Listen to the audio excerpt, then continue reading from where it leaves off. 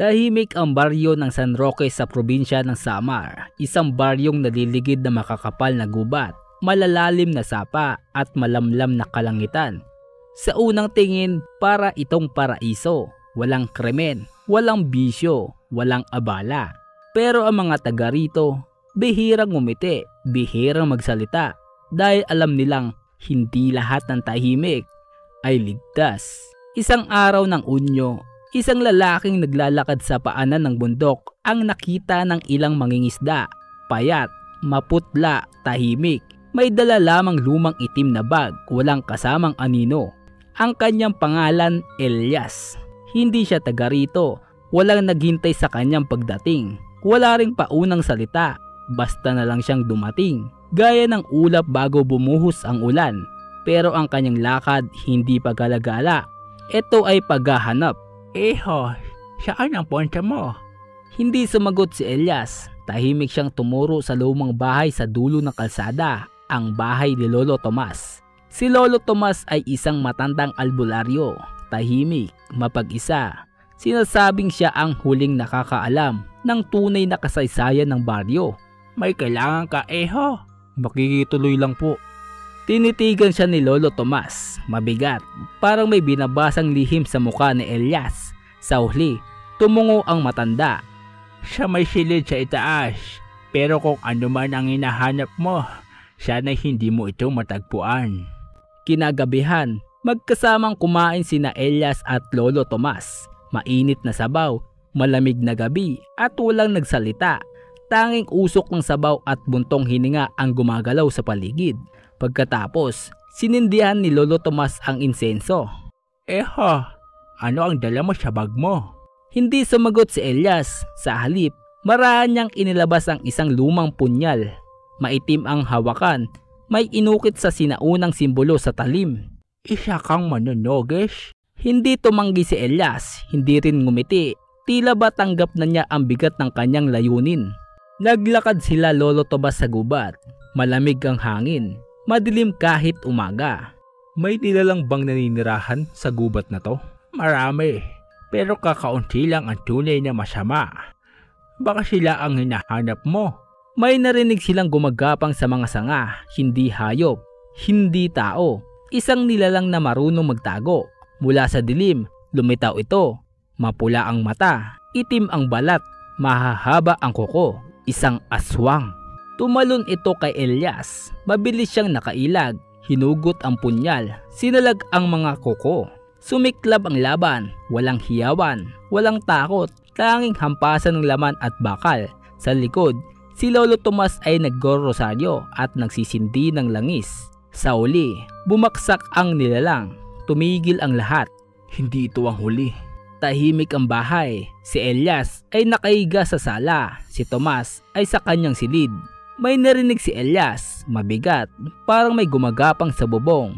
Mula sa siwang ng kisame, may nakasilip, isang paris na pulang mata. Pakiramdam ni Elias, hindi sila nag-iisa.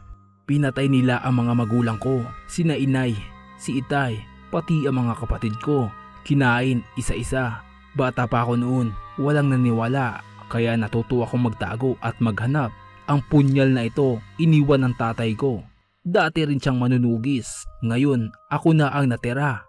Ang gabi ay muling lumalamon sa baryo at si Elias ay hindi lang bisita. Siya ay isang anino ng paghihiganti at dugo ng San Roque. Magsisimulang muli. Hindi siya natulog ng gabing yun, nakahiga si Elias. Pero ang matay dilat, hawak-hawak ang punyal. Mariing nakatago sa ilalim ng kanyang banig. Paulit-ulit ang tunog sa bubong, tila may gumagapang, mabigat. Parang basang hayop na may matutulis na kuko. Hanggang sa tahimik na bumangon si Elias. Marahan ng bawat galaw at habang dumudukot sa ilalim ng banig, narinig niya ang pag-ungol ng isang nilalang, mababang. Gutom na tunog na tila nanggagaling sa mismong dingding ng bahay. Hindi ka natulog no? Gusto mong malaman kung sino ako? Lumapit siya sa bintana. Dahan-dahan niyang isinungaw ang kanyang mata. Doon niya nakita. Isang nilalang na nakadapa sa bubungan ng silong. Hindi ito ganap na tao.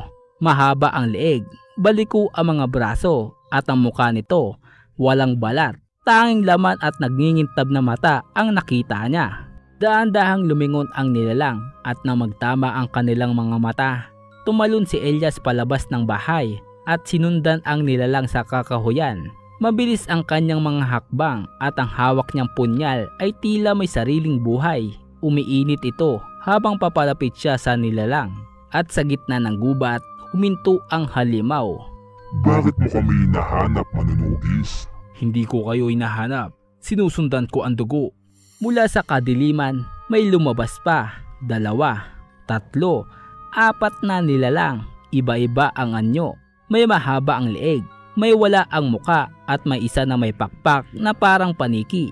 Ngunit lahat sila amoy patay, amoy lumang dugo. Pinaligiran si Elias. Hindi siya umatras. Mula sa bulsa niya, iniluwa ng kanyang palad ang isang garapon na itim na langis. Sa kanya ito binasag sa lupa. Nagliyab ang paligid at tila lumitaw ang isang bilog na proteksyon. Doon, muling naglaban ang mga nilalang at ang manunugis. Nang humupa ang lahat, umihingal si Elias. Isa na namang halimaw ang nakahandusay. Ngunit hindi niya ikinatuwa. Hindi pa rin siya. Hindi pa rin ito ang hinahanap ko. Nakita ni Lolo Tomas si Elias na may sugat sa braso. Anong nangyari sa'yo, Eho? Hindi na sila nagtatago, Lolo. Lumalabas na sila. Hindi lang sa gabi, kundi tanghali at alam ko na. May mas malaki pang nilalang sa likod nila. Tahimik si Lolo Tomas, ngunit maya-maya'y lumapit siya sa kanyang lumang aparador. Mula roon ay kinuha niya ang isang itim na aklat. Balat ng hayop ang pabalat at ang mga pahina ay sulat kamay. Panahon na siguro upang malaman mo ang lihim ng San Roque. Binuksan ni Lolo Tomas ang aklat. Doon nakita ni Elias ang mga iginuhit na simbolo. Mga nilalang nakahawig ng mga napatay na niya. At sa pinakahuling pahina, isang nilalang na may 6 na mata, katawan ng ahas, at mga pakpak na parang tela ng patay. Yan ang napanaginipan ko noon pa. Yan ang pumatay sa pamilya ko. Yan ang inang itim. Siya ang pinagmula ng lahat. Dito siya pinapain sa baryong ito. At ang katahimikan natin, kabayaran lang ng kasunduan. Kasunduan? Bawat taon, isang kaluluwa, isang inosente. Kapalit ng katahimikan. Tumahimik ang paligid, bumigat ang hangin. Naisip ni Elias ang sinabi ng kapitan. Sa amin, madalas ang dayo ang unang nauubos. Hindi lang ito babala, isa itong banta. Kaya niyo ako tinanggap dahil alam niyong ako ang susunod. Hindi ako pumayag, pero ang baryo, matagal nang sunod-sunuran sa dilim. Tumakbo si Elias palabas, may mga tao sa gitna ng plaza. Isang babae ang nakaluhod, umiiyak, habang yakap ang kanyang anak na walang malay. May kagat si leeg, wala ng pulso. Siya ang kinuha! Anak ko! Diyos ko! Si Elias galit na galit. Mula sa kanyang bag, hinugot niya muli ang punyal. Wala ng kasunduan, wala ng sakripisyo. Ngayon, kayo ang sunod. Naglalakad si Elias sa kakahuyan. Sa kanyang likod, si Lolo Tomas. 2 na sila ngayon, magkasama sa paghahanap. Ito na ang simula ng gera, Elias. Baka hindi na tayo makabalik. Wala naman akong babalikan. At mula sa harapan nila, dumilim ang paligid. Sa harap nila, mula sa ilalim ng mga puno, lumitaw ang isang nilalang. Hindi ito lumalakad. Ito'y dumudulas sa lupa. Puno ng dugo ang katawan at ang mga mata. Walang saysay, tila walang kaluluwa. At ito na nga, hindi na lang si Elias ang naghahanap, kundi ang dilim na rin ay naghahanap sa kanya. At ang baryo ng San Roque, tugo ang bagong ulam ng gabi. Sa dilim ng kagubatan, habang ang mga aninong nilalang ay unti-unting lumalapit, marahang umikot si Elias. Ang punyal ay mahigpit sa kanyang palad. Sa tabi niya, si Lolo Tomas, may hawak na pamalo na tila yari sa kahoy ng balete. Pag nagsalita ang sanggol na walang ina, huwag kang sasagot kahit anong mangyari. Bakit? Dahil kapag sumagot ka, ikaw na ang susunod niyang ina. Mula sa harapan nila, lumitaw ang isang nilalang na parang bata. Hubad ito, basang-basa sa dugo, pero ang mga matay puti, walang itim at ang bibig, bukas. Tila pilit nang umunguya kahit walang laman. Inay! Takpan mo ang tenga mo, Elias! Pero huli na. Napatingin si Elias sa bata at sa isang iglap, natangay sila ng lakas. Bumagsak si Elias sa lupa, gumulong. Nanglalamig ang kanyang katawan at sa harap niya, nakatayo na ang sanggol pero hindi na ito bata. Isa na itong nilalang na may mahahabang kuko. Nakabukas ang tiyan at ang mga lamang loob nito'y gumagalaw pa. Ano ka? Ako, ang una. Ako ang paborito ng inang itim. Bigla itong sumugod. Hinampas ni Elias ng punyal. Ngunit ang nilalang ay naglaho sa hangin. Naglakad sila sa loob ng kagubatan buong gabi. Sa bawat sulok, may matang nanonood. Hindi na mga hayop ang naroroon, kundi mga nilalang na minsan nang naging tao. Mga taong ginamit, isinakripisyo, at ngayoy nabubuhay sa ilalim ng kasunduan ng baryo. Hanggang sa makarating sila sa isang kuweba. Ang pasukan nito'y may mga lumang ukit, mukha ng mga demonyo, simbolo ng kadiliman. Nandito siya, ang inang itim. Anong gagawin natin? Ibabalik natin ang dugo sa kanya. Pumasok sila sa loob, walang ilaw. Tanging ang liwanag ng punyal ni Elias ang nagsisilbing gabay. Tumitibok ito, parang puso. Sa pinakailalim ng kuweba, may damba ng bato at sa itaas nito, nakaupo ang nilalang. Ang katawan nito'y parang katawan ng babae, pero may 6 na mata, may pakpak, at sa pagitan ng mga hita, may sanggol na gumagapang, buhay, umiiyak. Inang itim? Hindi ka dapat narito. Ikaw ay alay. Bakit ka armado? Hindi ako alay. Ako ang salin ng manunugis. Biglang dumilim ang paligid. Lumipad si inang itim, sumigaw. Umalingaw-ngaw ang tinig nito sa buong kuweba. Tumalsik si Lolo Tomas, bumangga sa pader. Nagtagisan sila ng lakas. Hindi sapat ang punyal ni Elias, pero naalala niya ang aklat ni Lolo Tomas. Mula sa kanyang bulsa, hinugot niya ang pahina ng huling orasyon. Sa dugo ng mga anak mo, sinusumpa kita. Sa ngalan ng liwanag, ikaw ay ipagtabuyan. Hindi ninyo kayang ipatapon. Ako ang sinapupunan ng baryong ito. Lahat kayo'y akin. Pero huli na. Nasaksak ni Elias ang puso ng inang itim gamit ang punyal.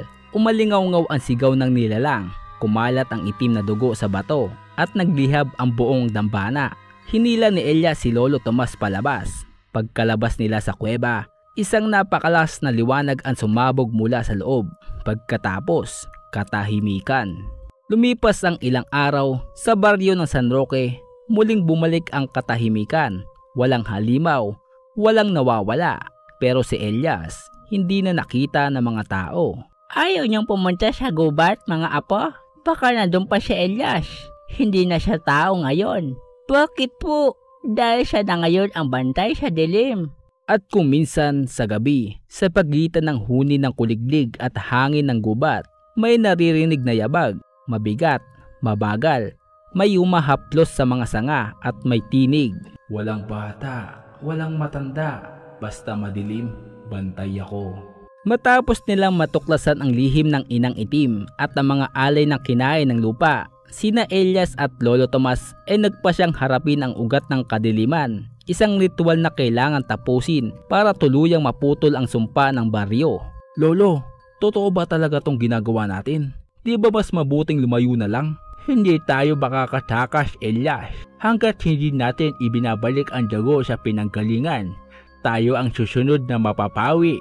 Habang patuloy silang naglalakad, unti-unting nawawala ang mga normal na anyo ng gubat. Ang mga puno ay baluktot, parang nakayuko.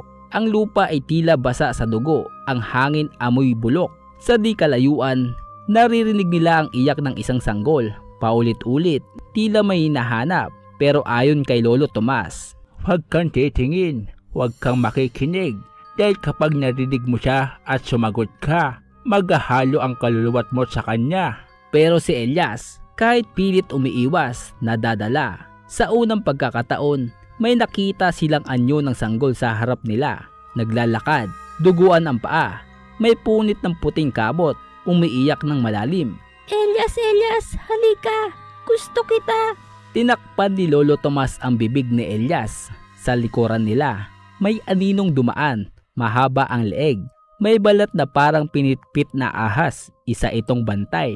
Bantay ng alay, hindi siya nakakakita, pero naririnig niya ang takot. Habang sila'y nasa kagubatan, sa baryo ay patuloy ang pagdurusa. Ang mga tao'y nananaginip ng pare-pareho. Isang nilalang na babae na may 6 na mata, umihingi ng sanggol. Ang mga nanay na bagong panganak, isa-isa nang nawawala ang mga anak. Dinala ng anino ang anak ko! Tulungan niyo ako! Ang mga pader ng simbahan ay may lamat. Ang imahe ni San Roque, unti-unting nagiging itim. Ang kampanaryo ay hindi na tumutunog, kundi umuungol. Pagkalampas ni Elias sa liko ng matandang balete, narating nila ang bungad ng kuweba. Ang paligid ay tinubuan ng laman. Oo, laman. Parang kalamnan ng tao. Pumipintig at may matang dumidilat sa gilid ng bato. Yan na ba yun? Hindi lang yung kuweba. Yan ay sinapupunan. Pumasok sila. Sa loob may mga nilalang na hindi nabuo. Kalahating tao, kalahating hayop, nakabitin sa kisame. Ang ilan ay may mukha ng bata. Ang katawan ay puno ng balahibo. Napalingon siya sa gilid at may nakitang isang babae. Nakaupo, yakap ang sariling tiyan. Ngunit nang lapitan niya, tumingala ito. Wala na itong muka. Bagkus, isang bunganga lamang, malaki, basag, humahaplos sa ere. Ako ang inang iniwan. Ibalik mo ang anak ko. Sa sentro ng kuweba, isang altar ang itinayo. Hindi mula sa bato, kundi sa mga katawan na nawawalang mga tao ng baryo. At doon, nakatayo ang isang nilalang. Elias, anak ng manunugis, tugo ng pasaway, dito ka na rin pala. Ang katawan nito'y napapalibutan ng mga ahas at sa ilalim ng paldal nito'y may ulo ng sanggol na umiiyak pero walang katawan. Wala akong balak sumanib. Nandito ako para tapusin ito. Hindi mo pwedeng tapusin ang hindi mo nauunawaan. Ako ang ugat ng lupa. Ako ang dahilan kung bakit may bunga ang baryo. Ako ang naniningil. Humarap si Elias, hawak ang punyal na may inukit ng pangalan ng kanyang yumaong ina. Sinimulan niya ang orasyon. Sa ngalan ng dugo, sa ngalan ng liwanag, sa ngalan ng katotohanan, ipalaya mo ang mga kaluluwang pinigil mo. Walang makakatakas. Ang bawat pamilya ng San Roque ay may utang sa akin. At ikaw ang magbabayad. Pagmulat ng mata ni Elias, wala na siya sa kuweba. Nasa gitna na siya ng baryo. Mag-isa, tahimik, walang tao. Ang baryo ay tila na reset, malinis, walang dumi, walang dugo, pero walang tao. Naglakad siya hanggang simbahan. Ang pintuan nito'y bukas. Sa loob may altar, sa gitna isang salamin. Nang sumilip siya, hindi na siya si Elias. Isa na siyang bata, basa ng dugo, walang ina. Sa baryo ng San Roque, hindi lahat ng nawawala ay pinatay. Ang iba, pinapanganak muli.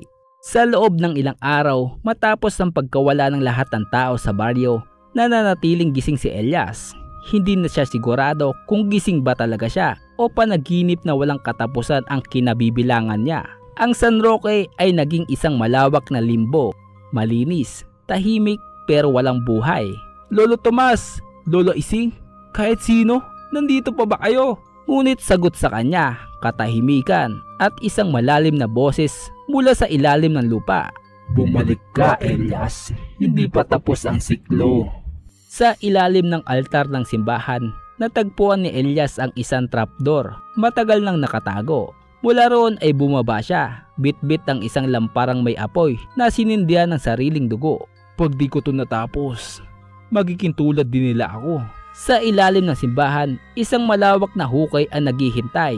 Parang puso ng baryo, tumitibok, basa ng dugo. Nakatayo sa gitna ng inang itim, buo, mas matangkad kaysa dati. Sa kanyang paligid, nakatayo ang mga nawawalang taga-baryo, tila buhay, pero walang mata, walang dila. Dumating ka rin, anak. Salamat sa pagbabalik. Anong ginawa mo sa kanila? Binawi ko lang ang kanila, ang mga anak ng lupa, ang mga inaanak ng sumpa.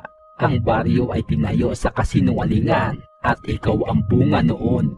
Bago pa man isinilang si Elias, ang kanyang ama ang unang naglaban sa inang itim, isang albularyong tumalikod sa panata ng angkan. Ngunit hindi siya nakatakas sa sikto ng alay. Ang dugo ni Elias ay dugo ng parehong tagapagligtas at traidor. Sumanib ka na lang, Elias.